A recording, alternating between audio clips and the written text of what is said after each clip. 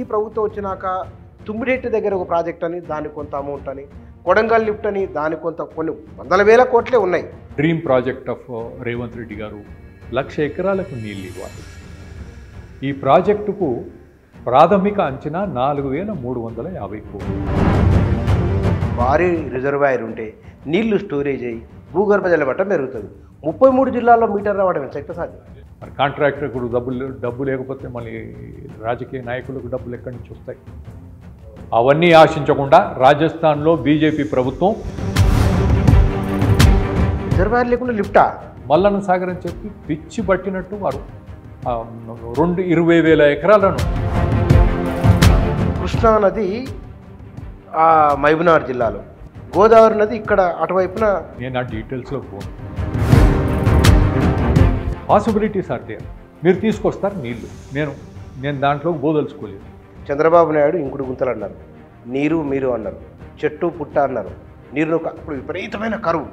మరి అప్పుడు చెక్ డ్యాములు కడితే దాని ప్రయోజనం కనబడ్డది ఎక్కడన్నా? పట్టుబట్టి రిజర్వాయర్లు వద్దు అని చెప్పి, అంటే కాంగ్రెస్ పార్టీ ఒక విధానంగా మనం రిజర్వాయర్లు వద్దంటే మనం నీటిని అపోజ్ చేస్తున్నాం అనేటువంటిది. నిర్దిష్టంగా ఓ ప్రతిపాదన మీరు ప్రభుత్వం ముందు ఏమైనా పెట్టదలుచుకున్నారా? ఇన్ని వేల కోట్ల అప్పులు ఎవరి మీద పడుతుంది? కేసీఆర్ గారు ఆయన పోయేండ ముఖ్యమంత్రిగా, రేపు రేవంత్ రెడ్డి గారునో ఎల్లుండి ఇంకెవరన్నా వస్తారు. వాళ్ళ జేబుల నుంచి పెట్టింది కాదు, నష్టపోయినటువంటి వాళ్ళు తెలంగాణ ప్రజలు.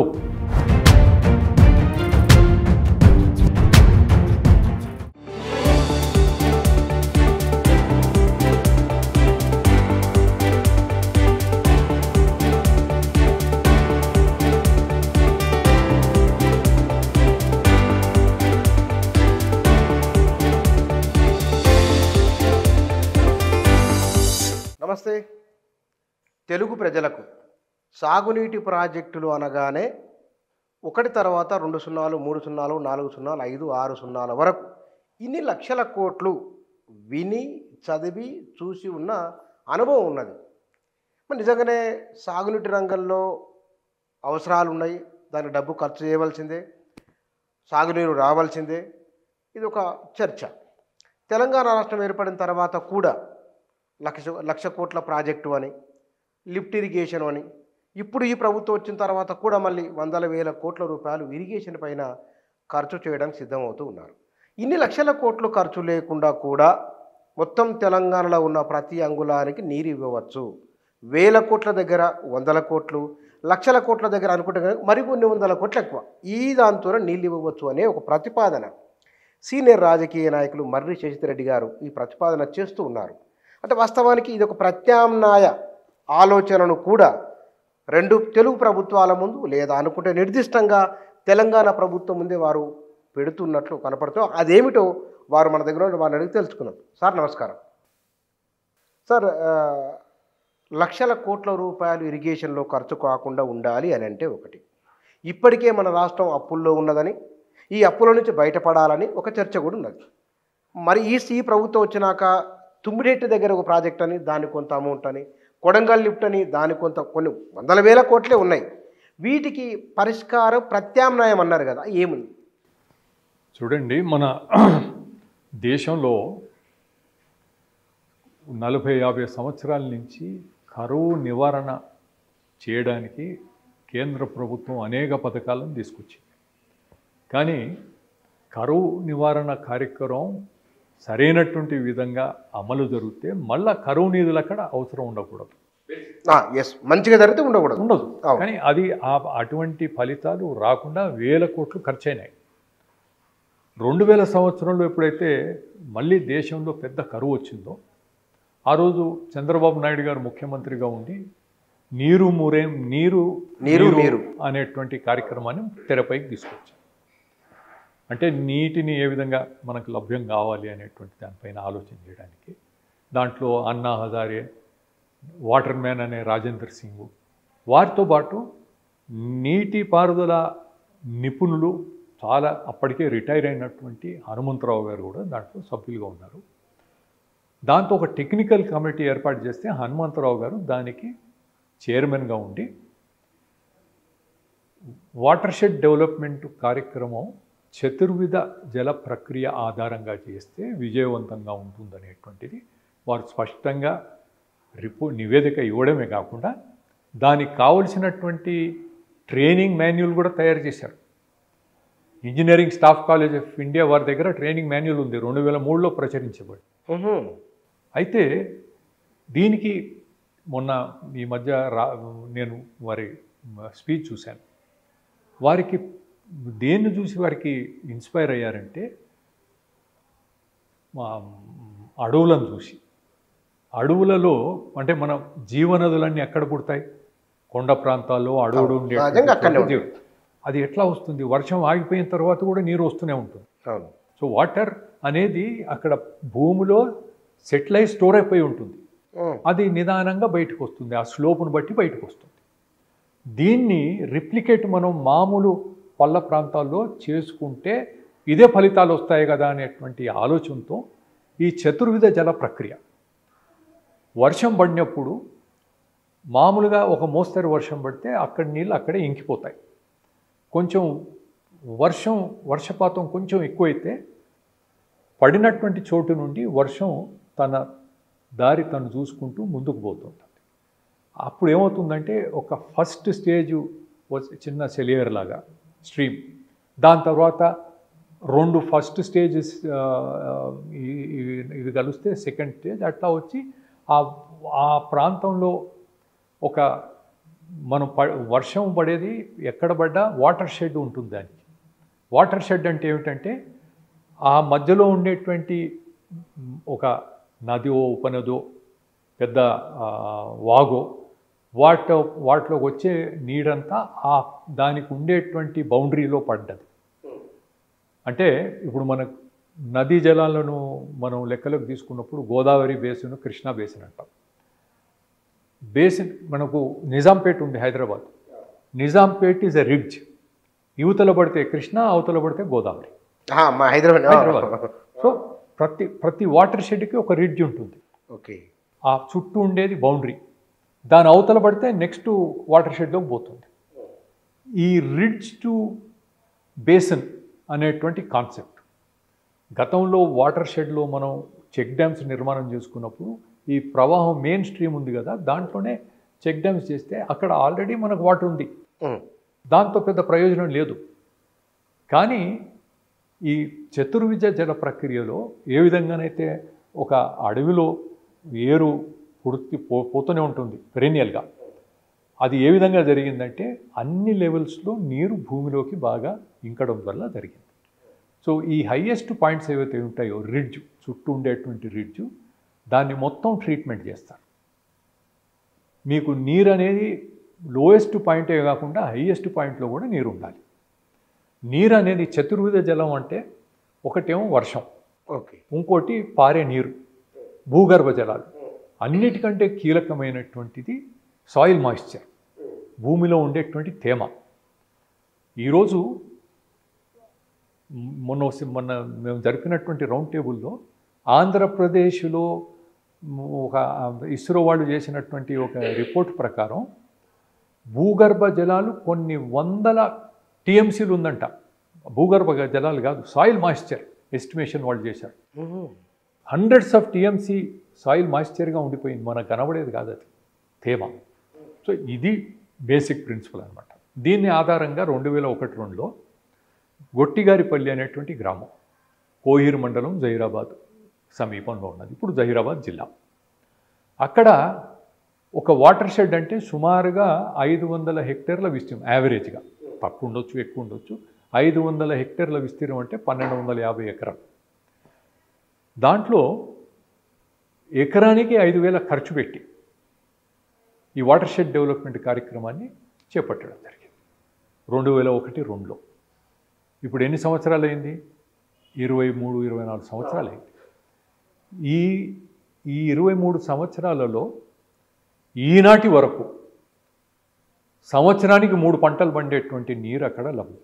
3 పంటలు? 3 పంటలు. అంత వెనుకబడిన ప్రాంతంలో డిజర్ట్ అది లెక్కన ఎక్కడైనా కానీ. ఇది పక్కన పెట్టండి, రాజస్థాన్లో ఇప్పుడు అదే జరుగుతుంది. సో ఇది ఎప్పుడైతే చూసామో మేము, ఇక్కడికి ఆ ఊరికి ఎన్నో సందర్భాల్లో పోయినాం, చూసినాము. దాని గురించి 1 సంవత్సరంలోనే వచ్చినటువంటి ఫలితాలను హిందూ పత్రికలో ఒక మంచి ఆర్టికల్ రాశాడు ఒక మంచి జర్నలిస్ట్, ఆ రోజుల్లో. కానీ ఎవరు దానిపైన ధ్యాస పెట్టలేదు. సరే ఉండిపోయింది. ఆ ప్రాంతానికి ప్రజాప్రతినిధిగా ఎమ్మెల్యేగా ఉన్నటువంటి గీతారెడ్డి గారు, మేము ఫస్ట్ టైం వెళ్ళినప్పుడు ఆమెకు ఆరోగ్యం బాగాలేకపోతే వాళ్ళ అమ్మాయి వచ్చింది. ఇదంతా చూసిన తర్వాత ఏముందంటే, అంకుల్ మేమేదో ఓట్ల కొరకు గ్రామానికి వచ్చిపోయినాం కానీ ఇదంతా ఉంది మాకు తెలియదని. ఇప్పుడు మీరు ఆమె జైరాబాద్ నుంచి ఇప్పుడు ఏంటంటే, మీరు మామూలుగా ఇళ్లలో బోర్ వేస్తారు. అవును. ఓ చోట బోర్ రాలేదు, 2 ప్లాట్ల తర్వాత బాగా వచ్చింది అంటే అక్కడ గ్రౌండ్ వాటర్ ఏదో మంచి లేయర్ ఉన్నట్టు అనుకుంటారు. అంతే తప్ప ఇప్పుడు ఇక్కడ జరిగిందేమో ఒక ఈ వాటర్ షెడ్ చేపట్టినందుకు నీళ్లు ఉండిపోయినాయి. అట్లా పక్క గ్రామంలో ట్యాంకర్లలో నీళ్ళు తీసుకొస్తున్నారు మంచినీరు తాగడానికి. సో ఇది బ్యాక్గ్రౌండ్. దీన్ని చూసిన తర్వాత మేము రాజస్థాన్లో కూడా టి హనుమంతరావు గారు అక్కడ వసుంధరాజే సింధియా ఆమె ముఖ్యమంత్రిగా ఉన్నప్పుడు ఆమె దాన్ని వెంటనే తీసుకొని అక్కడ చేపట్టడం జరిగింది. 2014లో మొదలుపెట్టారు. ఇక్కడ 2016 ఫిబ్రవరి 28న హిందూలో ఒక ఆర్టికల్ వచ్చింది. ఆ డీటెయిల్స్ అన్ని ఇస్తూ పైన కింద రాసినటువంటిది చాలా కీలకమైనటువంటి అంశం. ఒక water table mismanagement, ingenious concept lying in waste. అంటే ఒక అద్భుతమైనటువంటి కాన్సెప్టు ఉపయోగం లేకుండా పడి ఉంది. కిందేం రాశారంటే, ఇది it is confined to the back benches because there is no big money for contractors. ఓహో. ఇక కాంట్రాక్టర్స్కు డబ్బు లేదంటే ఎవరికి దానిపైన ఇంట్రెస్ట్ ఉండదు. మామూలుగా నేను చిన్నప్పటి నుంచి చూస్తున్నాను హ్యూమన్ సైకాలజీ ఎట్లా ఉంటుందంటే, తోటలో పనిచేసే వాళ్ళు కానీ ఎవరు బాగాలేదంటే డాక్టరు బాగా చూశాడంటే ఏమోనయ్యా ఓ గోలు ఇచ్చిండు అంటారు. ఇంకోరిని అడిగితే బాగా చూసిండు సార్ సూది ఇచ్చిండు అంటే గోలికి లేదు సూదితోటి. అంటే పబ్లిక్ సైకాలజీ. మీరు ఏదో కొనడానికి బట్టలు కొనడానికి పోతే ఏదో 100 రూపాయలు కాదా కొంచెం పెద్ద చూపించమంటే అదే నువ్వు పెద్దదని చూపిస్తే బాగుందంటారు. సో ఇది సైకాలజీ. అంటే అరే మనం ఎంత ఖర్చు పెడితే అంత బాగా అనుకుంటున్నామో అది పొరపాటు. అటువంటి అపోహ ప్రజల్లో కల్పించడంలో ఈ కాంట్రాక్టర్ వర్గం కూడా ఒక ప్రత్యేకమైనటువంటి పాత్ర. సార్ మీరు అయితే ఇప్పుడు ఏంటంటే, మేము ఎప్పుడైతే కాళేశ్వరం ఏర్పాటు నిర్మాణం అవుతుండేటువంటి సమయంలో ఈ విషయం చాలా సందర్భాలు డాక్టర్ మర్రి చెన్నారెడ్డి ట్రస్టు ఆధ్వర్యంలోనే మేము కార్యక్రమాలు చేస్తూ వచ్చాం. చెప్పాము కూడా. మేము హర్యానా పోయి వచ్చాం, అక్కడ లిఫ్ట్ ఇరిగేషన్ ఉంది, రిజర్వాయర్ లేకుండా లిఫ్ట్ ఉంది. రిజర్వాయర్ లేకుండా లిఫ్టా? అదేమిటంటే మామూలుగా స్లోప్ ఉన్నంత వరకు యమున కాలువ, యమునా నుండి వచ్చినట్టు యమునా కాలువ, యమునా కెనాల్ని ఎట్లా తీసుకొచ్చారంటే స్లోప్ ఉన్నంత వరకు నీళ్ళు వచ్చాయి, అక్కడ డిస్ట్రిబ్యూటరీస్ పెట్టి పారించారు. ఎప్పుడైతే భూమి హైట్ లెవెల్ పెరగడం మొదలుపెట్టిందో ఇక్కడ ఒక బావి, ఇంటేక్ వెల్ అంటే దానికన్నా పెద్ద బావులు నేను చూశాను తెలంగాణలో మన పొలాల్లో. ఇంటేక్ వెల్ అక్కడ పంపు పెట్టేసి ఇక్కడి నుంచి నెక్స్ట్ లెవెల్కి తీసుకొని పోవడం, అక్కడ మళ్ళీ ఇంటేక్ వెల్, మళ్ళీ నెక్స్ట్ లెవెల్కి. ఇక్కడి నుంచి ఇంటేక్ వెల్ పైకి తీసుకెళ్తాం కదా, అక్కడి నుంచి డిస్ట్రిబ్యూటరీస్ ఇచ్చి ఆ లెవెల్లో ఈ 2 లెవెల్స్ మధ్యలో ఉండేటువంటి దాన్ని దాంతో నీటి సరఫరా చేసుకుంటారు. అవసరం లేదని మొత్తుకున్నా వీల్లేదు. మల్లన్న సాగర్ అని చెప్పి పిచ్చి పట్టినట్టు వారు 20,000 ఎకరాలను భూసేకరణ చేసి అక్కడ ఉన్నటువంటి బాగా సెల్ఫ్ సస్టైనింగ్గా ఉన్నటువంటి గ్రామీణ ఆర్థిక వ్యవస్థ 2 పంటలు కనీసం పండేటువంటి భూములు రైతుల్ని వాడిని అక్కడి నుంచి ఎత్తేసి ఈరోజు ఈ రకమైనటువంటి పరిస్థితి మనం చూస్తున్నాం. సరే ఇవన్నీ చెప్పినా అప్పుడు ఎవరు పట్టించుకోలేదు. ఇది జరుగుతుంది కదా అందరూ కూడా దాంట్లోనే ఉన్నారు. అంతేకాదు నేను ఆ రోజు ఉన్నటువంటి కాంగ్రెస్ పార్టీలో రాహుల్ గాంధీ గారికి అతి సన్నిహితంగా పనిచేస్తున్నటువంటి ఒక రిటైర్డ్ ఐఏఎస్ ఆఫీసర్ హర్యానాలో ఈ విధంగా ఉంది, ఈ విధంగా చేస్తున్నారంటే అయ్యో మనం రిజర్వాయర్లు వద్దంటే మనం ఇరిగేషన్ను ఎదిరించినట్టు అనుకుంటారు. మనం ఇరిగేషన్ వద్దంటం లేదు, రిజర్వాయర్లు వద్దంటున్నాం. లైవ్ ఎగ్జాంపుల్స్ ఉన్నాయి. కాంగ్రెస్ పార్టీలో హైయెస్ట్ లెవెల్లో అది స్టేట్ కోఆర్డినేషన్ కమిటీ అని ఉండేది. దిగ్విజయ్ సింగ్ దానికి ఇన్ఛార్జ్. ఆ కోఆర్డినేషన్ కమిటీలో నేను ప్రజెంటేషన్ చేసి చూపించాను. ఇదంతా ఉండేది. అంటే మనం ఇది అంటే మనం మనల్ని తప్పుపడతారు రిజర్వ్ అంటే ఇదంతా కూడా కేసీఆర్ గారు అప్పుడు ముఖ్యమంత్రిగా ఈ కాంట్రాక్టర్ లాబీ వీళ్ళంతా కలిసి కాంగ్రెస్ వాళ్ళు వ్యతిరేకిస్తున్నారు జనంలో ఒక తప్పుడు ప్రచారం చేస్తారు అనే భయంతో కానీ ఇక లేక వీళ్ళకు కూడా దాంట్లో లావాదేవీల్లో వీళ్ళకు కూడా భాగం ఉందా, అందుకని వీరు వద్దంటున్నారా అనేది దాని గురించి నేను ప్రత్యేకంగా చెప్పదలుచుకోలేదు. సో అది ఆ విధంగా అయిపోతే ఇప్పుడు ఏమిటంటే ప్రత్యేకంగా ఇప్పుడు ఉన్నటువంటి కృష్ణ పైన కూడా ఉన్నాయి. అంటే కృష్ణ గోదావరికి మనకు తేడా ఏమిటంటే కృష్ణలో ఉన్నటువంటి assured water it is over utilized. నికజరాలన్నీ కూడా మనం ఎక్కువ ఉన్నదానికన్నా ఎక్కువ మనం ప్రాజెక్టులు కట్టుకున్నాం. బచావత్ అవార్డు 2000 సంవత్సరంలో దీన్ని మళ్ళీ రివ్యూ చేస్తారు. అంతవరకు అన్ని కట్టేయాలని చెప్పి ఉన్న కాడికి ఉన్నా లేకపోయినా ప్రాజెక్టు కర్ణాటక నుంచి కిందికి వరకు కట్టేస్తున్నాం. ఈరోజు ఆ గత్యంతరం లేదు. మనం ఇప్పుడు నేను విద్యాసాగర్ రావు గారు నీటిపారుదల నిపుణులు అడ్వైజర్ టు కేసీఆర్ గారు ఆయన ఒక క్లిప్లో చెప్పింది ఏమిటంటే ఇది నిఖర జలాలు కాదు సుమా, ఇది వరద జలాలే. ఎప్పుడు వస్తాయి? 2 ఏళ్ళకో 3 ఏళ్ళకో ఎప్పుడో ఒకసారి వస్తాయి. వచ్చినప్పుడు మనం అప్పుడు బుట్ట పట్టుకుని నీళ్లు పట్టుకోవడానికి ప్రయత్నం చేస్తే ఎట్లా? అందుకనే ఇన్ఫ్రాస్ట్రక్చర్ నిర్మాణం చేస్తున్నాం. చేస్తే 2 ఏళ్ళకో 3 ఏళ్ళకో మనం అది వాడుకుంటే ప్రజలకు సస్యశ్యామలంగా ఉంటుంది. అదేవిధంగా భూగర్భ జలాలు కూడా పెరగడానికి ఆస్కారం ఉంటుందని ఆయన ఆ పెద్ద మనిషి చెప్తే ఈరోజు మనం లేటెస్ట్గా వచ్చింది తెరపైకి Kodangal lift irrigation project, Narayanpet Kodangal lift irrigation. పత్రికలో ఏమిటంటే the dream project of Revanth Reddy గారు ముఖ్యమంత్రి అని ఆ విధంగా అది మానస పుత్రిక అనే దూరంలో అంటే ఆయన నియోజకవర్గ ప్రజలకు సేవ చేసుకోవాలనేది మంచి ఆలోచన. దాన్ని ఎవరు తప్పుపడరు. అయితే ఏ విధంగా ఈ ప్రాజెక్టును రూపుదిద్దుతున్నదంటే 1,00,000 ఎకరాలు మక్తాల్, నారాయణపేట్ అండ్ కొడంగల్లో మొత్తం కలిపితే మేజర్ 45,000 పైన ఇక్కడ కొడంగల్ 99,000 పైచులుపు నుంచి 1,00,000 అనుకోండి. 1,00,000 ఎకరాలకు నీళ్ళు ఇవ్వాలి. ఈ ప్రాజెక్టుకు ప్రాథమిక అంచనా 4,350 కోట్లు. దీనికి 3,000 ఎకరాల భూసేకరణ జరగాలి. దీంట్లో మేజర్ కాంపోనెంట్ అంతా ఏమిటంటే ఇంప్రూవ్మెంట్ ఆఫ్ ట్యాంక్స్. అంటే చెరువుల స్తోమతను పెంచి లోతు తీస్తారా, దాన్ని విస్తీర్ణం చేస్తారా, భూసేకరణ అవన్నీ కూడా 10-15 చెరువులు దాకా ఉన్నాయి. అది అవి మొత్తం లేదు. అది ఫస్ట్ ఫేజ్లో 3, తర్వాత 7, సరే 9, 10 ఎన్ని ఉంటే అన్నీ. నంబరు ముఖ్యం కాదు, అది ఆలోచన. దాని తర్వాత సెకండ్ ఫేజ్ 3,000 కోట్ల వరకు ఈ చెరువుల పగడబందీ చేసి ఒక మిగతా డబ్బునంతా కూడా ఈ 1,404 కోట్లు ఈ డిస్ట్రిబ్యూటరీ నిర్మాణం చేసి కాలువలు డిస్ట్రిబ్యూటరీ చేసుకోవడానికి. ఓకే, ఇది అంచనాలు పెరుగుతాయి. మనం 4,800 అవుతాయి. మనం చూస్తూనే ఉన్నాం.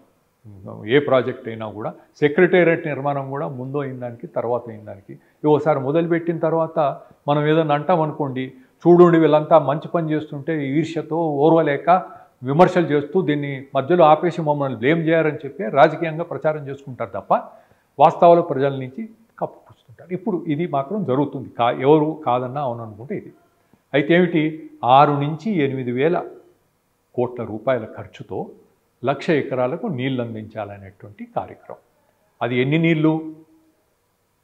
నికర జలాలు లేవు, వరద జలాలు వస్తాయి 2 ఏళ్ళకో 3 ఏళ్ళకో ఏదో వచ్చినప్పుడు.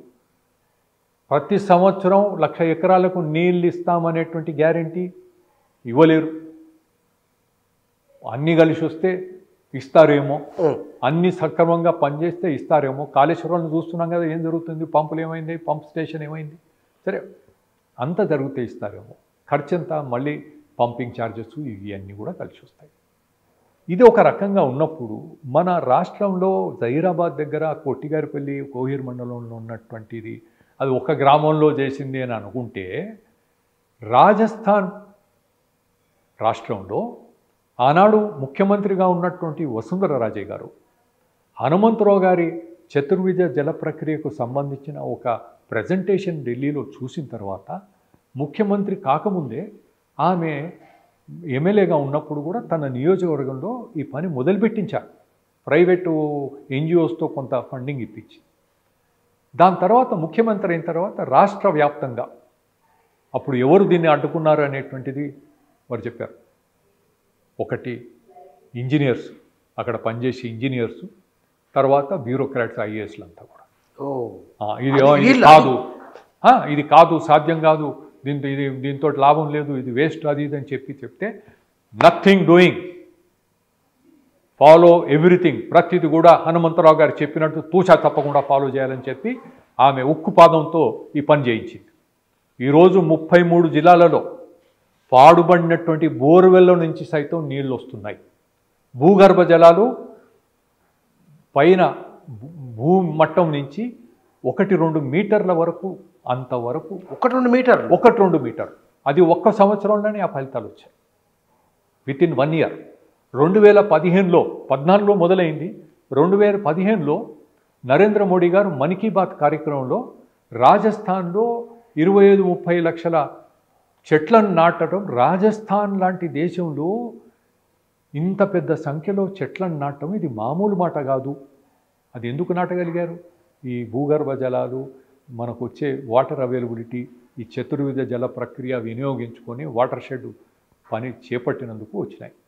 కనుక అది దట్ ఈస్ హిస్టారికల్ రికార్డ్. కానీ సార్ ఇక్కడ పెద్ద ప్రాజెక్టు ఉంటే, ఒక భారీ రిజర్వాయర్ ఉంటే, నీళ్లు స్టోరేజ్ అయ్యి భూగర్భ జల మట్టం పెరుగుతుంది. 33 జిల్లాల్లో మీటర్ రావడం నేను చెప్తాను దీనికి. ఒక బాన్స్వాడ జిల్లా అని చెప్పి, అంటే ఈ ప్రక్రియ ఏమిటో నేను తర్వాత చెప్తాను. ముందు బాన్స్వాడ జిల్లా అని రాజస్థాన్ గుజరాత్ సరిహద్దుల్లో ఉంటుంది. అక్కడ భారీ ప్రాజెక్ట్ ఉంది. బాన్స్వాడ జిల్లాలో ఒక నీటిపారుదల ప్రాజెక్ట్ ఉంది. ఆ నీటిపారుదల ప్రాజెక్టు వలన కేవలం 25% ప్రజలకే అది ఉపయోగపడుతుంది. 75% ప్రజలు, పేదలు, ఎత్తు ప్రాంతాల్లో ఉండేటువంటి వారు, ఆదివాసీలు, వెనుకబడిన జాతులు, వారికి ఏమీ లేదు, వారి దారిద్ర్యం అట్లాగే ఉంది. చతుర్విధ జల ప్రక్రియ మొదలుపెట్టిన తర్వాత అక్కడ ఉండేటువంటి అందరికీ లాభం కలిగింది.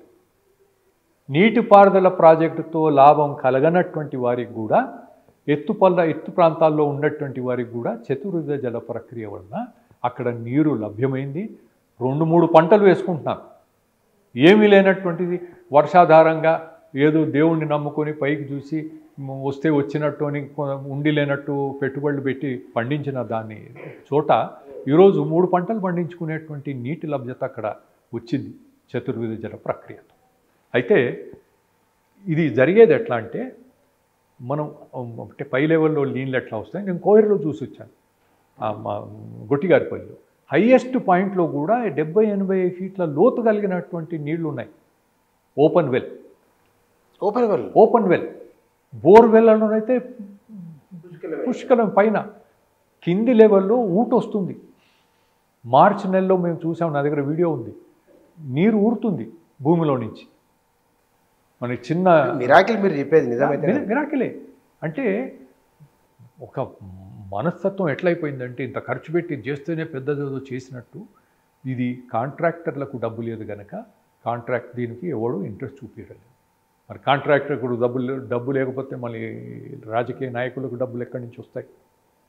అవన్నీ ఆశించకుండా రాజస్థాన్లో బీజేపీ ప్రభుత్వం చేపట్టి విజయవంతంగా 33 జిల్లాల్లో దీన్ని చాలా పెద్ద ఎత్తున లక్షల ఎకరాలు ఖర్చు పెట్టి, ఇక్కడ 1,00,000 ఎకరాలు. ఎంత ఖర్చు? దానికి వస్తున్నాను.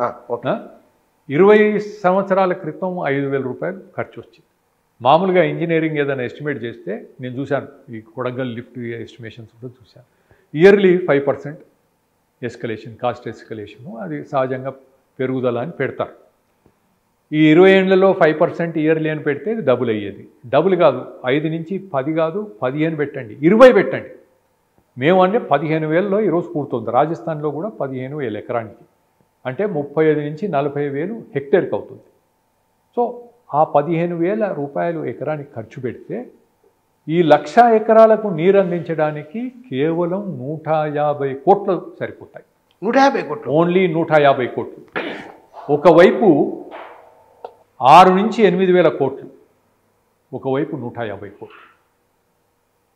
ఈ 6 నుంచి 8 వేల కోట్ల వలన మీకు ఒక పంటకు నీరు ఇస్తే ఇవ్వచ్చు, గ్యారంటీ లేదు. సరే ఇస్తారనుకోండి ఒక పంటకి. ఈ 150 కోట్ల వలన సంవత్సరానికి 3 పంటలకు నీరు. ప్రజలు ఆలోచన చేయాలి, నీకు దీంతో లాభపడతారా, దీంతో లాభపడతారా. ఈ పంట వచ్చినటువంటిది నేను మళ్ళీ బాన్స్వాడ జిల్లా రాజస్థాన్లో ఆ ప్రాజెక్టు నుంచి దాని కింద ఆ ప్రాజెక్టు నుంచి పారకం అంటే ఎక్కడైతే ఆయకట్టు డెవలప్ అవుతుందో ఆ లెవెల్స్లోనే నీళ్లు లభ్యమవుతాయి. పైన హయ్యర్ లెవెల్లో ఉండేటువంటి అరే నీ కర్మ అయితేరా ఇక్కడే పడి ఉండరా అని చెప్పేటువంటి పరిస్థితి వాళ్ళకు ఉంటుంది. అంత మొత్తాన్ని సమగ్రంగా అన్ని వర్గాలకు, వెనుకబడిన వారికి, ట్రైబల్స్కి, ఎస్సీలకు అందరికీ న్యాయం జరగాలంటే ఎత్తుపల్ల. ఇప్పుడు మీరు మంచి భూములు ఎవరు కొంటారు? డబ్బున్నవాడు కొంటారు. చూస్తే ఊర్లలో చూస్తే పెద్దవారు పెద్ద రైతులవి మంచి బావులు బాగుండే దగ్గర, నీళ్లు బాగా వచ్చే దగ్గర, చెరువుల కింద ఫస్ట్ ప్రయారిటీ వాళ్ళు డబ్బులు పెడతారు, కొంటారు, ఏదైనా చేస్తారు. ఇక గవర్నమెంట్ భూములు ఎవరికి ఇచ్చింది? చెలకలు, నీళ్లు రానటువంటి చోట ఇందిరా ప్రభ అని చెప్పి రాళ్ళు ఏర్పించి మేము ఇచ్చినాము, దళితులకు భూములు ఇచ్చినామని చెప్పుకోవడం. వాటికి నీటి వసతి లేక భూమి ఉండి కూడా వాళ్ళు దరిద్రులుగా ఉండిపోయారు. అటువంటి వారు బాగుపడాలంటే, అటువంటి వారి జీవితాలు బాగుపడాలంటే, వారికి నీటి వనరులు కల్పించాలంటే చతుర్విధ జల ప్రక్రియ తప్ప ఇంకోటి లేదు. 3 పంటలు వారు పండించుకోవచ్చు. 150 కోట్లు. 6 తడి పంటల 6 తడి పంటల 3 పంటలు వాడతారు మీకు 6 తడి పంటలు. కానీ ఇక్కడ మీరు అన్నారు 33 జిల్లాలు అన్నారు కదా, ఎంత ఖర్చు అయింది రాజస్థాన్లో? అయిన ఖర్చు ఎకరానికి హెక్టేర్కి 35 నుంచి 40 వేలు. హెక్టార్ అంటే నీకు 30 ఎకరానికి 15 నుంచి 17 వేలు. ఒకసారి ఖర్చు మళ్ళీ ఫినిష్డ్. ఒక్కసారి మళ్ళీ ఏటా హైదరాబాద్లో వన్ టైం ఆ రోజు 5,000 రూపాయల ఖర్చు పెట్టిన తర్వాత ఇక్కడ మన దగ్గర 5,000 ఖర్చు పెట్టిన తర్వాత దాంట్లో ఏముంటాయంటే కాంటూర్స్ అని, అంటే పై లెవెల్లో మీ నిర్మాణం పై లెవెల్లో contour trenches, continuous trenches, percolation tanks అట్లాంటివన్నీ ఈ వాటర్ షెడ్లో పై లెవెల్లో పెడతారు. అక్కడ నీరు ఆపుకుంటే అక్కడ లభ్యమవుతాయి, కింది దాకా అది వస్తాయి. మనం నది ఒక అడవి మధ్యలో నుంచి నదులు పుడతాయి కదా, వర్షాకాలం ఆగిపోయిన తర్వాత ఆ భూమిలో ఉన్నటువంటి తేమ అదంతా కలిసి నీళ్లు ప్రవహిస్తాయి. అదే ప్రిన్సిపల్ వారు ఈ పల్లె ప్రాంతాలకు ఈ రకంగా చేయగలుగుతామని చెప్పి, అంటే మహామేధావి ఆయన ఒక ఇంజనీరింగ్ అంటే నువ్వు ప్రాజెక్టులు నిర్మాణం అనే కాదు, అన్ని రంగాల్లో ఆయనకు అన్ని సెక్టార్స్తో ఏ విధంగా దానిపైన మళ్ళీ మాయిశ్చర్ని తేమను కాపాడుకోవాలంటే భూమి మీద మనం పంటలు ఒక 4 రకాల చెట్లు పంటలు పెట్టే కార్యక్రమం కూడా ఈ చతుర్వేద జల ప్రక్రియ 10లో 10 ఏమో మట్టితో చేసే పనులు. చెక్ డ్యామ్స్ ఉన్నాయి, మినీ పర్కులేషన్ ట్యాంక్స్ ఉన్నాయి, ట్రెంచెస్ ఉన్నాయి, కంటిన్యూస్ ట్రెంచెస్ ఉన్నాయి, స్టాగర్డ్ ట్రెంచెస్ అని మొత్తం 10 రకాల పనులు. అవన్నీ కూడా రైతులు స్వయంగా చేసుకోగలిగినాయి. అసలు ఇప్పుడు రాజస్థాన్లో ఇప్పుడు మనం నిధుల గురించి మాట్లాడతాం. రాష్ట్ర ప్రభుత్వాలు ఎవరైనా ఇంతకు ముందు కూడా మాకు నేషనల్ ప్రాజెక్టు అని అడుగుతూ వచ్చారు. నేషనల్ ప్రాజెక్ట్ అనేటువంటిది అడిగినప్పుడు దానికి సమయంలో వివరాలు అందించకుండా కేవలం కేంద్రాన్ని తప్పు పట్టడానికి మాకు ఇయ్యలేదు అని చెప్పారు. అది పక్కన పెట్టండి. నేషనల్ ప్రాజెక్ట్ అంటే ఏమిటంటే డబ్బు సెంటర్ నుంచి వస్తుంది. మీరు ఎంత ఖర్చు పెడితే మాకు ఎంత ఖర్చు పెట్టేది కాదు, మాకు కేంద్రం నుంచి వస్తుంది, మేము దాన్ని మిస్యూజ్ చేయడం లేదు, దురుపయోగించేది లేదు అని.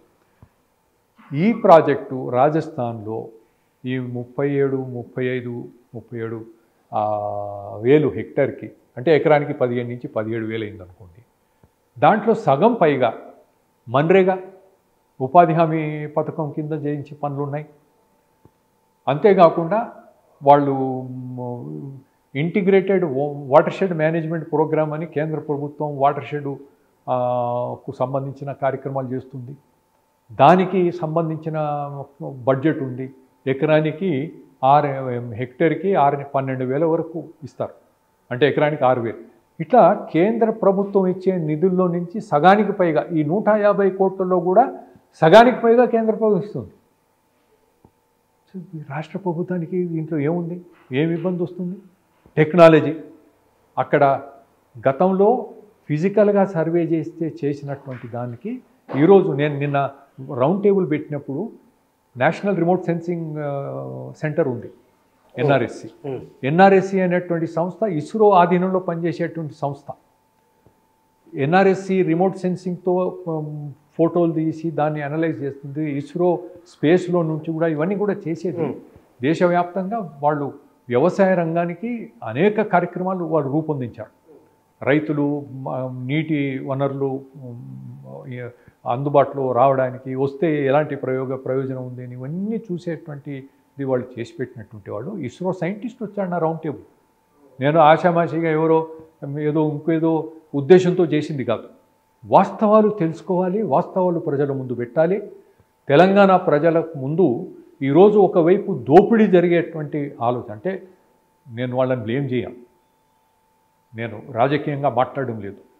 6 నుంచి 8,000 కోట్లు ఖర్చు పెడుతున్నాం అనేటువంటి మాట దోపిడీ అనుకొని చేయడం లేదు. పాపం రేవంత్ రెడ్డి గారు మంచి చిత్తశుద్ధితో రాష్ట్రానికి ప్రజలకు మేలు చేయాలనే ఒప్పుకుందాం. వారికి దురుద్దేశాన్ని నేను ఆపాదించదలుచుకోలేదు. ఒకవైపు 6 నుంచి 8,000 ఖర్చు పెట్టి మీరు 100,00,000 ఎకరాలకు నీరు అందించి అది కేవలం ఒకటే పంట, అది కూడా గ్యారంటీ లేదు. వరద నీరు వచ్చినప్పుడే పెడతాం. మళ్ళీ కింది ప్రాంతంలో ఉండేటువంటి వారికి టేలెండ్ అంటారు కదా, తగాదా పడతారు. ప్రాజెక్టుల కింద మనం చూడడం లేదా, ఎంత దూరం మనం మెయిన్ కెనాల్ నుంచి ఎంత దూరం పోతే అక్కడ తగాదాలు, కొట్టుకోవడాలు, చంపుకోవడాలు ఇవన్నీ కూడా జరుగుతున్నాయి. పెద్ద పెద్ద ప్రాజెక్టు నాగార్జున సాగర్ కింద కూడా తగాదాలు జరుగుతాయి. సో ఈ నీరు పూర్తిగా లభ్యం కానటువంటి కృష్ణా నది నుండి మీరు లిఫ్ట్ పెట్టి 1,00,000 ఎకరాలకు ఎన్ని తగాలకు దారితీస్తుంది? ఇది సాధ్యమవుతుందా?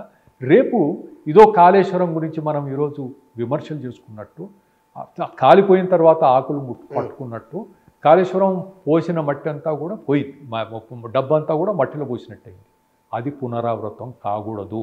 తెలంగాణ ప్రజలను మనకు సరైనటువంటి విషయాలు ముందు పెట్టాలి. ఇది మా బాధ్యత. అదే అంతేకాకుండా డాక్టర్ చెన్నారెడ్డి గారికి ఒక నివాళులు అర్పించినటువంటి, ఎందుకంటే వారి ఆలోచనతో వారి దాంతో ప్రోత్సహింపబడి ఒక ఇన్స్పిరేషన్గా మేము నీటికి సంబంధించినటువంటి అనేక కార్యక్రమాలు గత 25 సంవత్సరాల నుంచి నేను చేస్తున్నటువంటి కార్యక్రమాల్లో ఇది ఒక బాధ్యతగా భావించి ఈ ప్రత్యామ్నాయం ఏదైతే ఉందో ఇది ఊరికే ఆషామాషి ప్రత్యామ్నాయం కాదు. మీరు పెట్టండి, ఎక్స్పర్ట్స్ని పెట్టండి. టెక్నాలజీ వాడుతున్నారు. టెక్నాలజీకి తెలంగాణలో ప్రపంచం అందరూ కూడా తెలంగాణ ఒక హబ్బు చేయాలనుకుంటున్నారు. ఆల్రెడీ ఎగ్జిస్టింగ్ టెక్నాలజీ మీరు వాడుకోలేరా? Rajasthan remote sensing application centre అనేది జోధ్పూర్లో ఉంది. ఈ జిఐఎస్ వాడుకొని దీన్ని ప్లానింగ్ చేయడానికి, మానిటర్ చేయడానికి అన్ని రకాల సౌకర్యాలు డెవలప్ చేసి వారు రాజస్థాన్ ప్రభుత్వానికి అందజేయడం జరిగింది. మన దగ్గర Telangana state remote sensing application centre ఉంది, ట్రాక్ అని. ప్రతి స్టేట్లో అప్లికేషన్ సెంటర్ ఉంది. నేను గతంలో సైన్స్ అండ్ టెక్నాలజీ మంత్రిగా ఉన్నప్పుడు మనకు యాబ్స్ట్రాక్ అని ఉండేది, Andhra Pradesh state remote sensing application centre. దానికి సంబంధించిన పనులు చేసినాము. సో మనకు టెక్నాలజీ ఉంది. మనకు ఈరోజు అన్నిటికంటే ముఖ్యమైనది ఏమిటంటే నాకైతే ఆశ్చర్యం కలిగింది. ఈరోజు రాజస్థాన్లో ప్రధానంగా మొన్న వచ్చారు నా దగ్గరికి ఈ రౌండ్ టేబుల్లో వచ్చినటువంటి దాంట్లో 3 కింది స్థాయిలో ట్రైనింగ్ పొంది పనిచేసినటువంటి దాంట్లో మొహమ్మద్ అఫ్సర్, జహీరాబాద్ వాసి, గొట్టిగారిపల్లి గ్రామంలో పనిచేసి హనుమంతరావు గారితో ఆనాటి నుంచి కూడా సన్నిహితంగా ఆయన దగ్గర ట్రైనింగ్ తీసుకొని పనిచేసిన దాంట్లో మొహమ్మద్ అఫ్సర్. తర్వాత ఇంకో అతను జంగారెడ్డి, అతను కూడా ఈ వాటరు గవర్నమెంట్లో ఉద్యోగి, ఇతను గవర్నమెంట్ ఉద్యోగమే. తర్వాత అమెరికా నుంచి ప్రత్యేకంగా రాజస్థాన్లో పనిచేయడానికి ఆయన ఉద్యోగం వదులుకొని వచ్చి 4 వాటర్ కాన్సెప్ట్లో పనిచేయడానికి వచ్చాడు రాకేష్ రెడ్డి. వీళ్ళంతా తెలుగు వాళ్ళు, తెలంగాణ వాళ్ళు. ఈ అఫ్సర్కి సంవత్సరం డెప్యుటేషను నేను చూశాను. తెలంగాణ ప్రభుత్వం అప్పుడు ఆంధ్రప్రదేశ్ తెలంగాణ ప్రభుత్వం డెప్యుటేషన్ ఇస్తుంది రాజస్థాన్లో బయట పనిచేయడానికి. అంటే మనకు తెలిసిన వాళ్ళు ఉన్నారు, టెక్నాలజీ అందుబాటులో ఉంది, ఖర్చు తక్కువ, చేయడానికి ముందుకు రాకపోతే ఏమని అనుకోవాలి? తెలంగాణ ప్రజలు అర్థం చేసుకోవాలి. ప్రజల్లో అవగాహన కలిగినప్పుడే ప్రభుత్వాని పైన ఒత్తిడి వస్తుంది. కానీ సార్ ఇక్కడ మీరన్నదానికి నాకు ఒక చిన్న డౌట్ వచ్చింది. కృష్ణానది మహబూబ్నగర్ జిల్లాలో అది లోతులోకి ఉంటుంది, గోదావరి నది ఇక్కడ అటువైపున ఉల్టా మనకు గోదావరి ప్రవాహం కింది నుంచి ఉంది, కింది నుంచి ఉంది. కృష్ణ పైన పైన ఉన్నప్పుడు మన ఉదాహరణకు మనకు నాగార్జున మన శ్రీశైలంలో 882 ఇప్పుడు నారాయణపేటకు నీళ్లు తీసుకొని వెళ్ళాలంటే చాలా ఎత్తుకున్న ప్రాంతం. నేను ఆ డీటెయిల్స్లో పోను. నేను అంటే ప్రాక్టికల్గా ఏమిటంటే మీరు ఇక్కడి నుంచి చంద్రుని దగ్గర కూడా నీళ్ళు తీసుకుపోవచ్చు థియరీ, కానీ అది వయబులా, అవసరమా కాదా, ఎంత డబ్బు అవుతుంది, అడివాడు ఇలాన్ మస్క్ లాంటి వాడు ఏదైనా ఆలోచన చేసి ఇది చేస్తా అది చేస్తా అంటే అది వేరే విషయం. కానీ సాధ్యాసాధ్యాలు ఎక్కడికి ఏది కట్టాలన్నా అవుతుంది. గతంలో ఏముండేదంటే మనం గోడలు కట్టి రూఫ్ వేసుకునేవాళ్ళం. ఒక బిల్డింగ్ కట్టాలంటే ఆ బిల్డింగు 4 గదులు అన్నీ కట్టిన తర్వాత పైన రూఫ్ వేసుకునేవాళ్ళం. తర్వాత క్రమేణా ఆర్సీసీ టెక్నాలజీ వచ్చిన తర్వాత పిల్లర్లు వేసుకొని వాటి మీద రూఫ్ వేసుకున్నాం. ఇప్పుడు ఎంత పెద్ద బిల్డింగ్ కట్టినా మధ్యలో పిల్లర్ లేకుండా రూఫ్ వేసుకుంటాం, వితౌట్ పిల్లర్స్, ఓన్లీ చివర్లో వేసే పిల్లర్స్ మీద ఆ డిజైనింగ్ ఆ విధంగా చేసుకోవచ్చు. నువ్వు ఎంత పెద్ద హాల్ కట్టినా డిజైన్ చేసుకోవచ్చు. అది వయబులా, అంత ఖర్చు పెట్టాలన్నా కాదా, అది ఆలోచన వేరు. But possibilities are there. మీరు తీసుకొస్తారు నీళ్ళు, నేను దాంట్లోకి బోదలుచుకోలేదు. నీటి లభ్యత అనేది ఇంపార్టెంట్. మీకు నీటి లభ్యత సరిగ్గా లేదు, సరే ప్రతి సంవత్సరం ఓ పంటకే ఇస్తారని వారు అనుకున్నట్టు 1,00,000 ఎకరాలకు ప్రతి సంవత్సరం నీళ్ళు ఇస్తారు, వెరీ గుడ్. ఎంత ఖర్చు పెట్టి, క్యాపిటల్ కాస్ట్ ఎంత, మెయింటెనెన్స్ ఎంత, ఇవన్నిటి బదులు మీరు 150 కోట్లకి ఇది జరిగిపోయేటువంటి దాంట్లో దీన్ని అనుసరించడానికి ఇబ్బందులు ఎందుకు? నేను ముఖ్యమంత్రి గారికి రాయబోతున్నాను. తమాషా ఏమిటంటే హనుమంతరావు గారు మెమోరియల్ లెక్చర్ ఇచ్చినప్పుడు కానీ, హనుమంతరావు గారు అక్టోబర్ 15, 2016 సెస్లో ఉన్నటువంటి ఆడిటోరియం మెమోరియల్ లెక్చర్లో దాంట్లో వచ్చినటువంటి వాళ్ళలో జ్యోతి ప్రజ్వలన కార్యక్రమం మొదలుపెట్టకముందు జ్యోతి ప్రజ్వలన చేసేటువంటి సమయంలో స్టేజ్ పైన ఉత్తమ్ కుమార్ రెడ్డి గారు ఉన్నారు. ఆ రోజు పిసిసి ప్రెసిడెంట్, ఈరోజు ఇరిగేషన్ మంత్రి సురేష్ రెడ్డి గారు ఉన్నారు, విశ్వేశ్వర రెడ్డి గారు ఉన్నారు. కింద ఆడియన్స్లో పెద్దలు జైపాల్ రెడ్డి గారు కూడా వచ్చారు. అంటే ఒక మంచి సబ్జెక్టు తెలుసుకుందామని వచ్చి ఇంప్రెస్ అయ్యారు. దీంట్లో ఇది తప్పు అని చెప్పడానికి ఏమాత్రం 0.001% ఆస్కారం లేదు. ఇదంతా జరిగింది, ఇక్కడ జరిగింది, రాజస్థాన్లో జరిగింది. ఇదంతా చేసి చనిపోయిన తర్వాత కూడా జనవరి మొదటి వారంలో చనిపోయారు హనుమంతరావు గారు 2017.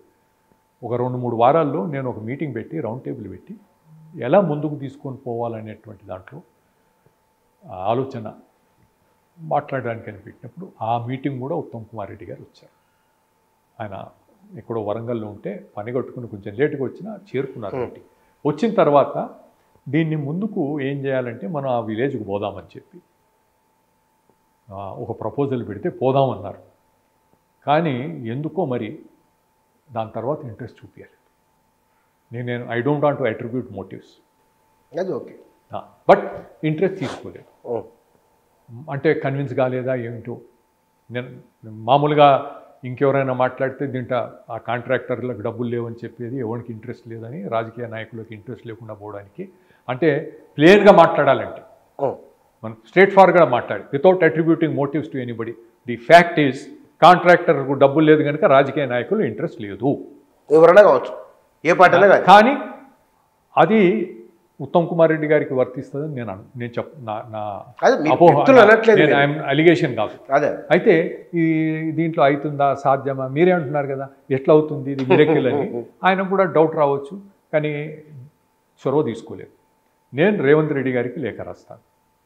ఆ లేఖ ఇదంతా కూడా మెన్షన్ చేస్తూ, నేను మొన్న మీటింగ్లో కూడా అన్నాను, అంటే మీరు మాట్లాడుతూ, నేను గొట్టిగారిపల్లి వెళ్ళండి, రాజస్థాన్ వెళ్ళండి, చూడండి.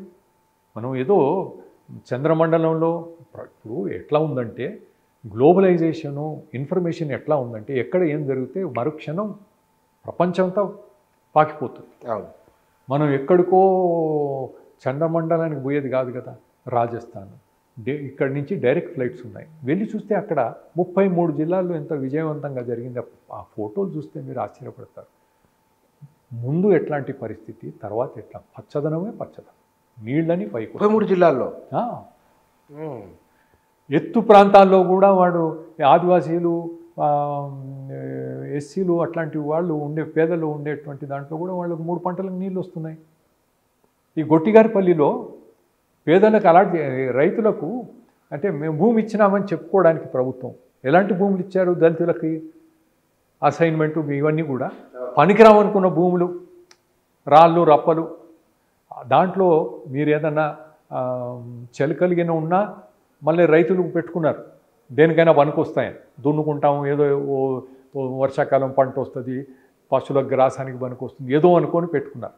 ఏం పనికిరాని రాళ్ళు రప్పలు ఏదైనా ఉన్న భూములు ఉన్నట్టు అటువంటి భూములు వీళ్ళకి అలాట్ చేసిండ్రు దళితులకు, పేదవారికి. అటువంటి భూములు నీళ్ళు వస్తే భూమి మారిపోతుంది. వ్యవసాయానికి మనం ప్రాస్పెరిటీ, ఒక సమృద్ధిగా ఉండాలంటే వ్యవసాయ రంగం మన నీటిపారుదల రంగం, నీటి లభ్యత ఉన్నప్పుడు మట్టి బంగారంగా మారిపోతుంది. మీరు ఏమిటికి పనికిరాని భూములు కూడా ఈరోజు 3 పంటలకు తయారైపోయినాయి. కనుక నేను చూడమంటున్నాను, నేను ఎలాంటి విమర్శ లేఖలు ఏ విషయం చెప్పదలుచుకున్నాను, ఇవే చెప్తాను, ఉన్న వాస్తవాలు ఇది. నేను ఆల్రెడీ అప్పీల్ చేశాను, కొన్ని పత్రికల్లో క్యారీ చేశారు. మీరు పునరాలోచన చేసుకోవాలి. ఆల్టర్నేటివ్ ఉంది. మీరు 6 నుంచి 8 వేలు ఖర్చు పెట్టే ఆలోచన ఏదైతే ఉందో అది మానుకొని ఈ 150 కోట్ల రూపాయలు, దీంట్లో మొత్తం మీకు సగం వరకు సెంటర్ నుంచే వస్తుంది. మీ 6,000 కోట్లు 8,000 కోట్లు మళ్ళీ లోన్లు తీసుకోవాలి, బ్యాంకులు పోవాలి, లోన్లు తీసుకోవాలి. ఆ వనరులు సరే, లోన్ కాదు, మీకు వచ్చే ఆదాయం మా రాష్ట్ర ప్రభుత్వానికి విపరీతంగా ఆదాయం వస్తుంది, మేము వచ్చిన తర్వాత బ్రహ్మాండంగా సాధించాం, వెరీ గుడ్. ఇక్కడ ఎందుకు దండగా చేస్తారు? 6 నుంచి 8,000 కోట్లు ఇతర రంగాల్లో ప్రజలకు మేలు కలిగినటువంటి కార్యక్రమాలు చేస్తే, మీకు విద్యారంగంలో పరిస్థితులు ఏ విధంగా ఉన్నాయి, మీకు బాత్రూమ్ లేకుండా ఉండేటువంటి బాలికల పాఠశాలలు అని అట్లా చూస్తే చాలా ఉన్నాయి. తర్వాత మీకు ఇతర ఏ దాంట్లో చూసినా యూనివర్సిటీలు ఏమీ లేకుండా ఉన్నాయి. రోడ్ల పరిస్థితి ఎట్లా ఉంది? ఇన్ఫ్రాస్ట్రక్చర్ డెవలప్ చేయండి. ప్రజలు అది 10 కాలాలు ఉండిపోయి వాళ్ళకు పనికొచ్చేటువంటి ఇన్ఫ్రాస్ట్రక్చర్ చేయండి. ఆ పని చేసినా ఈ పని చేసినా వచ్చే కమిషన్ వస్తుంది. వృధా చేయకండి. ఇంతమంది మీరు భూమి బ్రతులతో 1,00,000 మంది బ్రతుకులతో ఆడుకున్నట్టు అయిపోతుంది.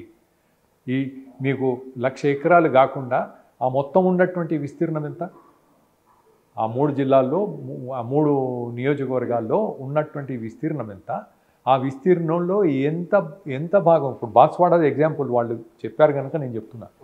ఆ బాన్స్వాడలో ఉన్నటువంటి జనాభాలో కేవలం అక్కడ పెద్ద డ్యామ్ ఉన్నప్పటికీ 25% రైతులే, ప్రజలే దాంతో లాభపడుతున్నారు. 75% చతుర్వేద జల ప్రక్రియ 4 వాటర్ కాన్సెప్ట్తో వాళ్ళకి నీళ్ళు లభ్యమవుతున్నాయి. సో ఇది అందరికీ.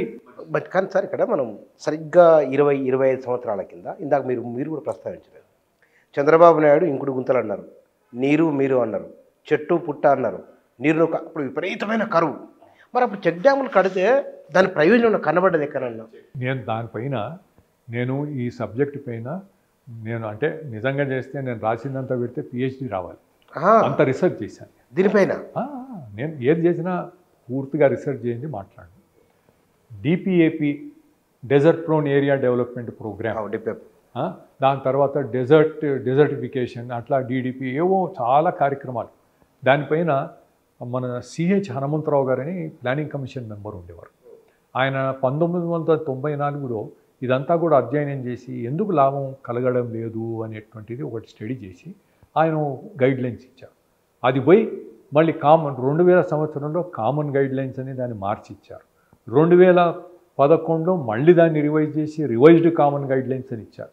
ఇవి ఏది జరిగినా ఈ చతుర్విధ జల ప్రక్రియ, ఫారెస్ట్లో ఏ ప్రక్రియ అయితే మనకు నదులు పుట్టుకొస్తున్నాయో, నీటి సోర్స్ మనకు జనరేట్ అవుతుందో, అటువంటిది మనం పల్ల ప్రాంతాల్లో మనం ఈ చతుర్విధ జల ప్రక్రియతో చేసుకోవడం వల్ల ఇది ఇన్కార్పొరేట్ చేయలేదు.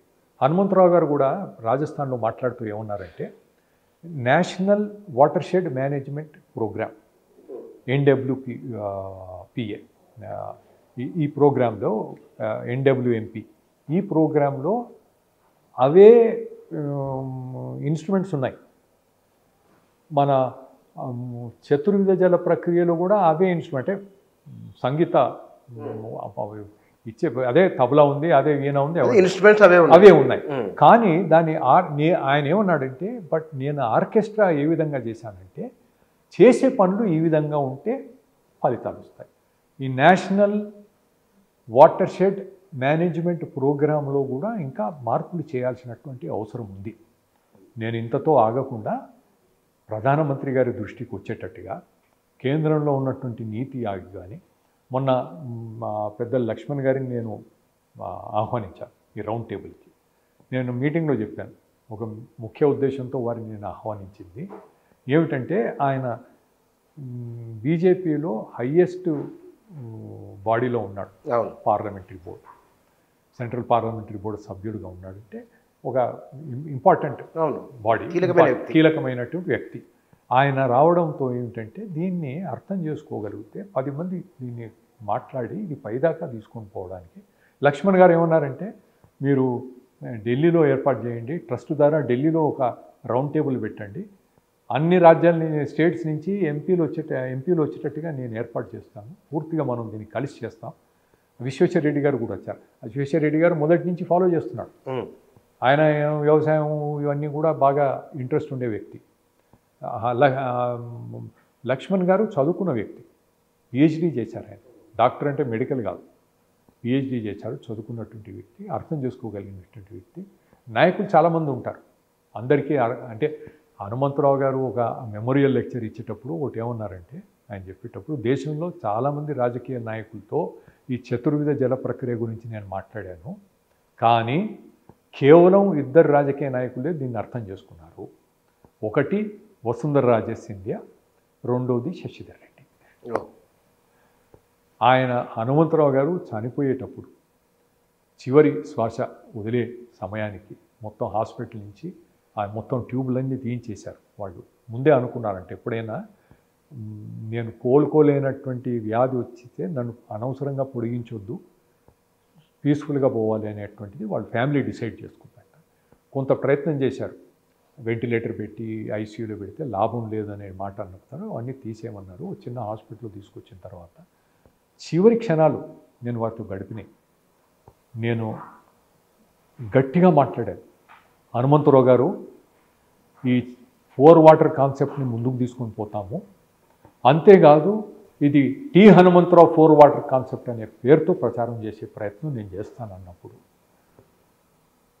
రియాక్షన్ ఉంది. ఆయన కదలిక ఉంది. చివరి శ్వాస వదిలేటువంటి సమయంలో కూడా వాళ్ళ ఫ్యామిలీ మెంబర్స్ తర్వాత కండోలెన్స్ మీటింగ్లో మాట్లాడుతూ, శశిధర్ రెడ్డి గారు రాకముందు కానీ, శశిధర్ రెడ్డి గారు వచ్చి వెళ్ళిన తర్వాత కానీ, పిల్లలు కానీ, గ్రాండ్ చిల్డ్రన్ కానీ, family members, wife, daughter, Sons, grand children ఎవరు వచ్చినా ఆయనలో కదలిక లేదు, స్పందన లేదు. శశిధర్ రెడ్డి గారు వచ్చి పలకరిస్తే మాట్లాడితే అటువంటి స్టేజ్లో కూడా ఆయన స్పందించాడు. అంతా ఉన్నది ఆయనకు. ఓ గ్రేట్. అంటే నేను కలిసింది 6 నెలలే, ఎంత మాకు సన్నిహితంగా, అంటే ఆయన చెప్పేవన్నీ నేను బాగా స్టడీ చేసి ఉన్నాను అంతకుముందే. అన్నీ నేను చెప్తున్నాను, ఈ గైడ్లైన్స్ ఇట్లా, ఈ గైడ్లైన్స్ ఇట్లా, అంటే ఆయన క్యాచ్ చేసుకున్నాడు. ఈయనైతే పర్ఫెక్ట్ కరెక్ట్ మనిషి అని అక్కడికి బొమ్మన్నాడు. ఇది హర్యానాలో లిఫ్ట్ ఇరిగేషన్ ప్రాజెక్ట్ ఉంది, మీరు చూసిరండి. నేను ఎందుకు పోయినాను ఆయన దగ్గరికి ఫస్ట్ టైం అంటే, డేట్ కూడా జ్ఞాపకం ఉంది, 4 జూలై 2016. అంతా గుర్తుంది మీకు. అంటే నేను మర్చిపోరానటువంటి డేట్స్ ఇవి జీవితంలో. మనం బర్త్డే మర్చిపోం, ఇంకేదైనా కీలకమైన ముఖ్యమైనటువంటి ఎట్లా ఉండిపోతే అట్లా. హనుమంతరావు గారితో నా పరిచయం అంటే క్లోజ్గా అక్కడక్కడ చూడడం వేరు, కానీ ఫేస్ టు ఫేస్ పరిచయం అయ్యేది ఆ రోజు. ఆయనతో మాట్లాడినప్పుడు హర్యానాలో ఇది ఉంది చూడండి అన్నాడు. వారం రోజుల్లో నేను వెళ్ళి చూసి వచ్చాను. ఒక టీంను తీసుకెళ్ళాను, ఢిల్లీ నుంచి మీడియా మొత్తం తీసుకెళ్ళాను.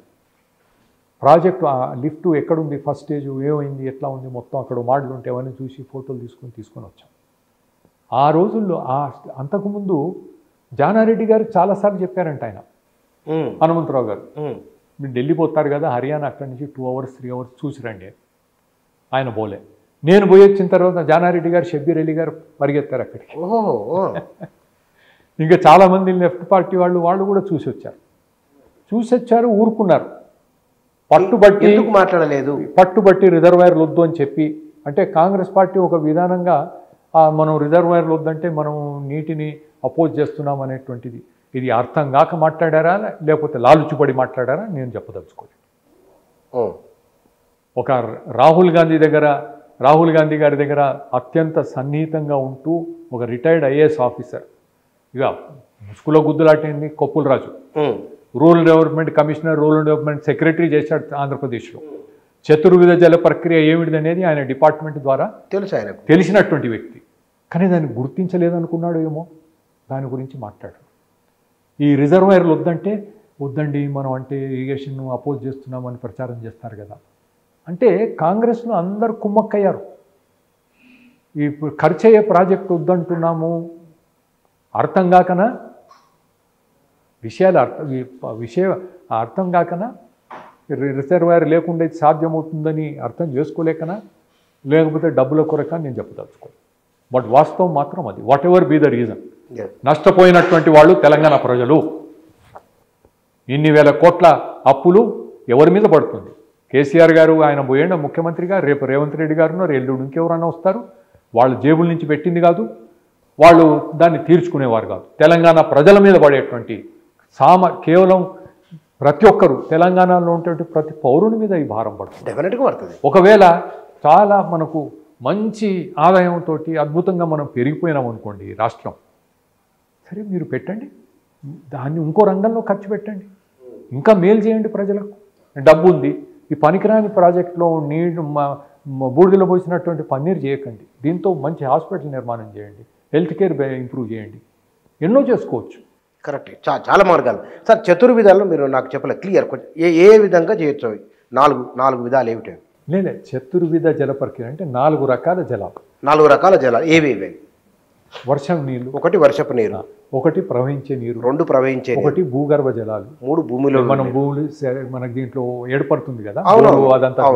తర్వాత భూమిలో తేమ, 4 భూమిలో తేమ. నేను అమెరికాలో క్రాప్ ప్రొడక్షన్ ఎకనామీ చదువుకున్నాను, ఎంఎస్. అక్కడ ఎవరు చెప్పలేదు. హనుమంతరావు గారితో ఒక 7 సంవత్సరాల క్రితం కలిసినప్పుడు మొదటిసారి విన్నది ఏమిటంటే, ఈ మొత్తం జలం అంటే జలం ఎక్కడ ఉంటుంది? వర్షం, నదులు, భూగర్భం, తేమ, గాలిలో తేమ, మొత్తం వర్షం నీళ్ళంతా ఇదే కదా. అవును. భూగర్భ తేమ మనకు భూమిలో ఉండేటువంటి తేమ, it accounts for 60% of the total water. అవునా? 60%. దానివల్ల ఏమవుతుందంటే ఈ చతుర్విధ జల ప్రక్రియలో అన్నిటికంటే హైయెస్ట్ ఏదైతే స్టోర్ చేసుకోగలుగుతుందో భూమిలో తేమగా దాన్ని స్టోర్ చేస్తాం. సో హైయెస్ట్ దాంట్లో ఉంటుంది. 2 సంవత్సరాల కరువు తర్వాత కూడా భూగర్భ జలాలు తగ్గలేదు. గొట్టిగారిపల్లిలో జరిగింది, మీకు పేపర్లలో నేను అన్ని పంపిస్తాను మీకు. రాజస్థాన్లో ఇది ఇక్కడ రాసినటువంటి దాంట్లో నిండు వేసవి తరగని జలసిరి, గొట్టిగారిపల్లి గురించి ఆర్టికల్స్. పక్కన ఉన్నటువంటి బడంపేటలో ట్యాంకర్ల ద్వారా ఇస్తున్నారు. 2 సంవత్సరాలు కరువు ఉన్నా కూడా నీళ్లు తగ్గలేదు. ఇక దీనికన్నా అద్భుతం ఉంటుందా? మరి ఈ ప్రభుత్వాలు ఈ విషయంలో మీరు ఇప్పుడు ఈ విషయం మీద దాదాపు చాలాసేపు మాట్లాడినా మనం, నిర్దిష్టంగా ప్రతిపాదన మీరు ప్రభుత్వం ముందు ఏమైనా పెట్టదలుచుకున్నారా? పెడతాం. నేను వారికి రాసి ఎగ్జామిన్ చేసి దీన్ని ఇంప్లిమెంట్ చేయమని చెప్తాం. దీనికి అంతా ఉంది, టెక్నాలజీ ఉంది. ప్రాక్టికల్గా ఏదో చిన్నది కాదు, 33 జిల్లాల్లో చేసిందంటే కొన్ని లక్షల ఎకరాలు కవర్ అయింది కదా. ఫలితాలు తెలంగాణ మొత్తం చేయొచ్చు.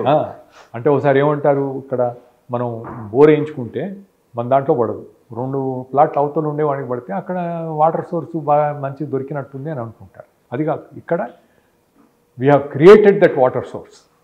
It is there for you, it will be there for ever. ఎప్పటికీ ఉంటుంది, మనం క్రియేట్ చేసాం. ఇదో ప్రకృతిలో సహజంగా ఏదో వచ్చినటువంటిది కాదు, మనం ఈ విధంగా చేయడం వల్ల. అంటే ఒకటి కాలువలు, పొలాల్లో కాలువలు తీసుకోవాలి. 2 చెక్ లేదు, దీంట్లో 11 రకాలు ఉన్నాయి. నేను మీకు ఇస్తాను దాంట్లో మొత్తం చెప్పండి, ఫోటోస్తో సహా. ఏమిటంటే హైయెస్ట్ లెవెల్లో ఎత్తు దాంట్లో ఏమవుతుందంటే వర్షం పడినప్పుడు కొంత మేరకు భూమిలో ఇంకుతాం పడ్డ నీరు. దాని తర్వాత ఫస్ట్ లెవెల్ స్ట్రీమ్ చిన్న పిల్ల కాలువలాగా వస్తాయి. 2 ఫస్ట్ లెవెల్ కలిస్తే సెకండ్ లెవెల్, 2 సెకండ్ లెవెల్ కలిస్తే థర్డ్ లెవెల్, 2 థర్డ్ లెవెల్ కలిస్తే ఫోర్త్ లెవెల్. ఈ దీంతో మధ్యలో ఉండేటువంటి ప్రధానమైనటువంటి ఏరులోకి వెళ్ళిపోతాయి. అంటే 2 దిక్కులకి నీరు వచ్చినప్పుడు మీకు అన్ని దిక్కులో ఉండి కింద ఒక చెరువు, మన ఊరల్లో చెరువు చూస్తాం కదా, చెరువుకి నీళ్ళు వచ్చేదంతా ఈ వాటర్ షెడ్ నుంచే. సో ఆ రకంగా వచ్చినటువంటి నీళ్లు హైయెస్ట్ లెవెల్. మామూలుగా చెక్ డ్యామ్ అంటే కింద కడతారు, కింద కట్టి ఆ ఉండే ప్రవాహం ఏరు స్ట్రీమ్ మెయిన్ స్ట్రీమ్ ఉందో దాని ప్రవాహానికి అడ్డుకట్ట మీరు కొంత స్టోర్ చేసుకుంటారు. ఆ భూమి మీద దేనికి వాడుకోలేరు. ఇక్కడ పైన ఉండేటువంటి దాంట్లో అది తవ్విన తర్వాత ఆ భూమి అంతా కూడా పనికి వస్తుంది. తర్వాత దీంట్లో భూసేకరణ అనేది లేదు, దెర్ ఇస్ నో భూసేకరణ. రైతుల పొలాల్లోనే పని జరుగుతుంది. ఈ ఇరిగేషన్ ప్రాజెక్ట్ 3000 ఎకరాలు కావాలంటున్నారు. ఇప్పుడు 1,00,000 ఎకరాలు పారించడానికి 3000 ఎకరాలు ఇప్పుడు ఓ 3% తీసుకుంటున్నారు. ఇక్కడ అసలు లేనే లేదు. ముందు గొట్టిగారిపల్లిలో వచ్చినప్పుడు అక్కడ ఉండే సర్పంచు లోకల్ రాజకీయాలు మేము చేయనీయం అని చెప్పి చాలా పెద్ద గొడవ చేశారంట. చివరికి శివరాజ్ అనేటువంటి రైతు నాదిస్తా తీసుకోండి అని చెప్పి ఆయన పెడితే వర్క్ స్టార్ట్ అయింది. ఏమేం చేసింది అక్కడ? అది ఇదే మొత్తం దాన్ని బట్టి ఎక్కడ ఏ విధంగా చేయాలనేది డిసైడ్ చేస్తారు, దాన్ని డిజైన్ చేస్తారు. ఇక్కడ ఈ పైన ట్రెంచెస్, కంటిన్యూస్ కాంటూర్ లెవెల్, తర్వాత అంటే ఆ మొత్తంలో ఉన్నటువంటి కాంటూర్ లెవెల్ అంటే ఒకే లెవెల్లో ఉన్నటువంటి భూమి అంతా కూడా ఒక రకంగా దాన్ని ట్రెంచెస్ తోతారు. ఆ లెవెల్కి వచ్చే నీరంతా ఆ ట్రెంచ్లోకి వస్తాయి. ఆ ట్రెంచ్ నిండిన తర్వాత ఇదంతా కూడా భూగర్భ జలాలు ఫుల్గా సాచురేట్ అయిపోతాయి. తర్వాత పడ్డ వర్షం కిందికి పోయి చివరికి మెయిన్ ఎయిర్లోకి పోతాయి. కనుక ఇది చాలా సింపుల్, టెక్నికల్గా ఆ స్లోప్ను బట్టి, భూమి సాయిల్ కండిషన్ను బట్టి, ఎటువంటి భూమి ఇవన్నీ చూసి డిజైన్ చేస్తారు. అన్ని రకాల భూములకు, అన్ని రకాల స్లోపులకు, అన్ని రకాల పరిస్థితులలో దీన్ని విజయవంతంగా చేయడానికి డిజైన్ చేసినటువంటి 2003లో ప్రచురించింది engineering staff college of India. మొన్న దానికి డైరెక్టర్గా ఉన్నారు ఒక ఆయన, రామేశ్వరరావు. ఆయనతో మాట్లాడాను నేను. ఈ భూమి ఇది ఉంటే దానికి ఫోటో పంపించమన్నారు. ఫోటో పంపించాను. అంటే ఏదైతే ట్రైనింగ్లో వాడుకోవాల్సినటువంటి బుక్ ఏదైతే ఉందో 2000 తర్వాత మళ్ళీ దాన్ని ప్రచురించలేదు. వచ్చినటువంటి వారికి ఇవ్వాలి. అవును, అది ఆ ట్రైనింగ్లో పక్క పెట్టేశారు. ట్రైనింగ్లో ఎందుకు దీన్ని ఇంక్లూడ్ చేయడం లేదు? మొన్న వచ్చిన దాంట్లో కొంతమంది విద్యావంతులు, ఎక్స్పర్ట్స్ అంతా కూడా మీరు సిలబస్లో పెట్టిమంటారు, ఇంజనీరింగ్లో పెట్టిమంటారు, కాలేజీలో, స్కూల్లో పెట్టిమంటారు. చతుర్విద్య ప్రక్రియ ఏమిటి అనేది దీనికి ప్రచారం జరగాలి. నిజంగానే చాలా యూస్ఫుల్ కదా, మంచి సమాచారం, భవిష్యత్ తరాలకు ఉపయోగపడేది. హనుమంతరావు గారికి నేను ఆయన స్పీచ్ తయారు చేసి నాకు ఇచ్చాడు. చేసిన తర్వాత ఆయన ప్రజెంటేషన్ ఏ విధంగా కావాలంటే ఏమంటే ఏ స్లైడ్లో ఏమి ఉండాలంటే నేను స్వయంగా పర్సనల్గా నేను తయారు చేసి ఇచ్చాను ప్రజెంటేషన్. నాకు ఇంకోడో అసిస్టెంట్స్ లేరు, నేనే చేస్తాను. నాకు సాటిస్ఫై అయ్యేంతవరకు దాన్ని సరిగా చేస్తాను. అది చేసి ఇచ్చిన తర్వాత ఈ మెమోరియల్ లెక్చర్కి ఏమి టైటిల్ పెట్టాలని చెప్పి అడిగాను నేను. హనుమంతరావు గారు ఏమన్నారంటే మీరే సూచించండి. సో దానికి ఏమి నేను టైటిల్ పెట్టానంటే water for all no water wars. అందరికీ నీటి యుద్ధాలు ఉండవు. నీరున్నప్పుడు నీటి యుద్ధాలు ఉండవు. లక్షల కోట్ల ఖర్చు కూడా కాదు, అది వేరు. మీరు 1,00,000 కోట్లు ఖర్చు పెట్టిన తర్వాత నీరు దొరకడం లేదు, అది కూడా అది గ్యారెంటీ లేదు కదా. నీరు కావాలి, ఖర్చు లేకుండా వచ్చే నీరు కావాలా? అడ్డగోలు ఖర్చు పెట్టి దళారుల జేబులు నింపి కాంట్రాక్టర్కు వేరే పని చేయండి. వేరే రంగాల్లో చాలా పని చేసుకోవచ్చు. నేను కాంట్రాక్టర్కి వ్యతిరేకం కాదు, కాంట్రాక్టర్ చాలా కీలకం. నా మీద ధ్వజమెత్తకండి, మెగా ఇంజనీరింగ్ కాదు. మీరు వేరే పనులు చేసుకోండి, ఇన్ఫ్రాస్ట్రక్చర్, రోడ్లు, బ్రిడ్జిలు అన్నీ చేసుకోండి. మీరు ఎంతైనా కొటేషన్ పెట్టుకోండి, ఎంతైనా అప్రూవల్ తీసుకోండి, ఎంతైనా దాన్ని పెంచుకోండి, నాకు అబ్జెక్షన్ లేదు. ఇక్కడ మీరు పెంచి చేసినటువంటిది ఒక భారంగా మారుతుంది, ప్రజలకు ప్రయోజనం కలగడం లేదు. చేసిన ఖర్చుతో ప్రజలకు ప్రయోజనం కలగదు. కనుక ఇది నేను మొన్ననే ఆగస్టులో నాకు 75 years నిండాయి. సరే, భగవంతుని ఆశీర్వాదంతో నేను ఎలక్షన్లో 8-9 గంటలు పాదయాత్ర చేయగలిగాను. కానీ ఒక 75 years అంటే ఒక ఆలోచన వస్తుంది కదా, 50కి ఒకసారి, 60 వచ్చిన తర్వాత ఇంకేంటి మనం 75కి ఇది we'll run out of time. 60లో నాకు ఉన్నంత టైం ఇప్పుడు ఉండదు, 75 తర్వాత ఉన్నంత టైంలో మేలు జరగడానికి చెన్నారెడ్డి గారి స్ఫూర్తితో వారి ఆలోచనలు ముందుకు తీసుకోవడానికి ఏర్పాటు చేసినటువంటి ఈ వేదికను పూర్తిగా ఉపయోగించుకొని ప్రజలకు మేలు చేసే, ఇది కేవలం తెలంగాణ ప్రజలకు సంబంధించింది కాదు. నిన్న రాత్రి నాకు ఆశ్చర్యం కలిగింది. రాత్రి 11 గంటలకి నాకు ఫోన్ వచ్చింది జైపూర్ నుండి. ఎవరు? రాజస్థాన్ పత్రిక అనేటువంటి న్యూస్ పేపర్. అంటే అది రాజస్థాన్లో ఈనాడు లాంటిది, అంత పాపులర్, మోస్ట్ పాపులర్. వాళ్ళు ఫోన్ చేసి అరగంట సేపు నాతో మాట్లాడారు. ఏమి వివరాలని వాళ్ళు ఆర్టికల్ రాయడానికి నేను పంపించాను వాళ్ళకి. నేను మొత్తం రాజస్థాన్ నార్త్కి అంతా పంపించాను. ఆ రోజు లక్ష్మణ్ గారు మాట్లాడుతూ ఏమన్నారంటే ప్రతి రాష్ట్రం మాకు కావాలని కోరుకోవాల్సినటువంటి విషయం ఇది. సో దానికి ప్రచారం తీసుకొస్తాం, దేశవ్యాప్తంగా దీనికి ప్రచారం తీసుకొస్తాం. Thank you sir, thank you. సాగునీటి రంగంలో అతి తక్కువ ఖర్చుతో ఎక్కువ ప్రయోజనం పొందడం ఎలా అన్నదానికి వారు ఇచ్చిన ఉదాహరణలు ఇవన్నీ. ఇంకో మాట కూడా అన్నారు, ఈ రంగంలో పెడుతున్న ఇంత డబ్బును విద్యకు, వైద్యానికి, ఇతర ప్రజాశ్రేయస్సు కోసం ఉపయోగిస్తే కనుక ప్రజల జీవన శైలి, ప్రజల జీవన నాణ్యత తప్పకుండా మెరుగవుతుంది, పెరుగుతుంది. ప్రభుత్వం పట్ల ప్రజలకు గట్టి నమ్మకము, విశ్వాసం ఏర్పడుతుంది. తమ కోసం పనిచేస్తున్న భావన బలంగా కలుగుతుంది. అన్నిటికంటే బాధ్యతాయుతమైన ప్రభుత్వము, బాధ్యతాయుతమైన పౌరులుగా ఉండే అవకాశాలు ఎక్కువ ఉన్నాయి. ఇవి వారి మాటల వెనుక ఉన్న వారి ఆలోచనల, ఒకవేళ దీనికే కనుక ఆచరణ ఇస్తే ఇట్లా ఉండవచ్చు అనే ఒక భావన. Thank you.